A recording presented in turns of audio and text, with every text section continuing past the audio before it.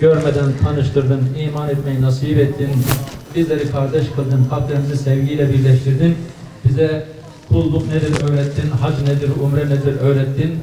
Sana hamdü sena olsun ya Rabbi. Yoluna çıkarken, misafirin olurken, evine doğru Bismillah derken senden af diliyoruz ya Rabbi. Mağfiret diliyoruz ya Rabbi. Bu gençlerimizi koru ya Rabbi. Umre'ye, hacca gitmek isteyip de içi giden, gözyaşı döken, keşke ben de gidebilsem diyen kardeşlerimize de helal rızıklarla en kısa zamanda ziyaretler nasip eyle ya Rabbi. Sağ salim evine varmayı, doya doya tavaflar, sahiler yapabilmeyi, zemzemle içimizi dışımızı yıkamayı, takva elbisesi bürünüp yerimize, yurdumuza, sevdiklerimize salimen, ganimen dönebilmeyi de cümlemize nasip eyle ya Rabbi.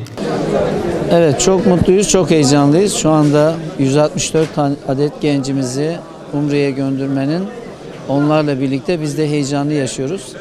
Şahinbey Belediyesi olarak 3 yıldır yapmış olduğumuz Şubat tatilinde öğrencileri Umre'ye gönderme projemizin üçüncüsünü gerçekleştiriyoruz. Dinimizin ilk emri olan oku hakikatini gerçeği olarak her ay gençlerimize birer adet kitap dağıtıyoruz. Hem gençlerin kitap okumasını hem de evlerine birer kütüphane kurulmasına vesile oluyoruz. Bu vesileyle kitap okuma yarışmasında dereceye giren her okulumuzun birinci, ikinci ve üçüncülerini Umre'ye gönderiyoruz. Allah yollarını, bahlarını açık etsin. Rabbimize hamdolsun genç yaşta bu gençlerimize o mübarek beldeleri ziyaret etme fırsatını Rabbim nasip ettiği için inşallah sağlıcakla gitsin gelsinler. Kendileri için, ülkemiz için dua etmelerini kendilerinden istirham ediyoruz. Elbette çok mutluyuz. Yani genç yaşta bu mübarek beldeleri ziyaret etmek, oralara gitmek gerçekten hem büyük bir şans hem Cenab-ı Hakk'ın büyük bir ikramı. Ne kadar hamd etsek az. Rabbim yollarını, bahlarını açık eylesin inşallah. Elhamdülillah bu proje Şahinbey Belediyesi ile İl Müftülüğümüz, Milli Eğitimimiz arasında kitap okuma etkinlikleri çerçevesinde yapılan bir projedir, programdır. Gençlerimizi bu genç yaşta kitap okuma en çok bunun önemi de o mübarek kutsal topraklara gitme, Umre'ye gönderme kadar arkasında bir okuma eyleminin gerçekleşmiş olması, öğrencilerimize okuma alışkanlığı kazandırmış olmasıdır. Bundan dolayı emeği geçen herkese teşekkür ediyorum. Ben Allah razı olsun. Bu gençlerimiz bizim için çok önemlidir, çok değerlidir. Gençlerimize inanıyoruz, güveniyoruz. İnşallah bu kutsal ve mübarek yolculuktan sonra da kitap okuma alışkanlıkları, daha diğer güzellikleri de içine katarak devam eder. Yollarının açık olmasını Cenab-ı Hak'tan niyaz ediyorum. Salimen, ganimen gelsinler.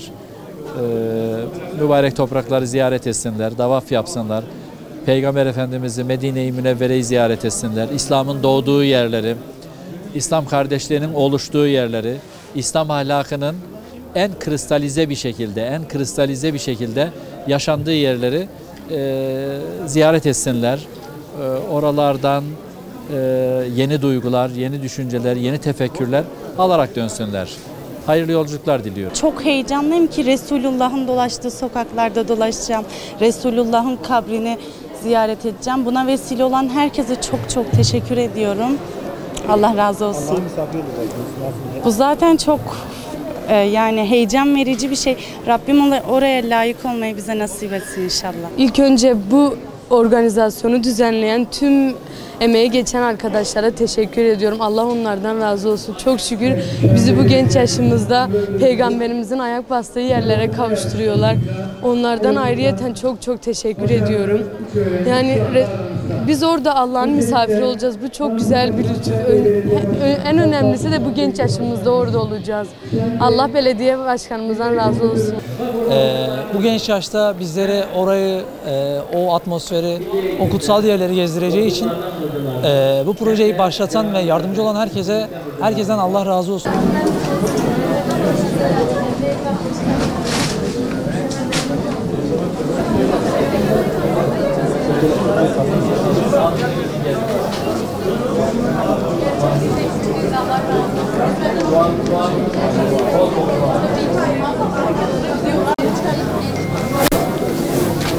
Böyle bu saatte olmazsa güzel oldu gündüz saatinde. Geçen sene miydi o geceydi?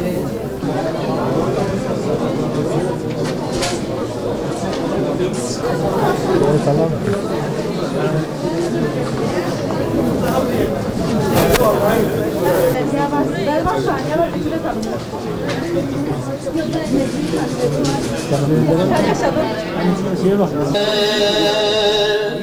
Mekke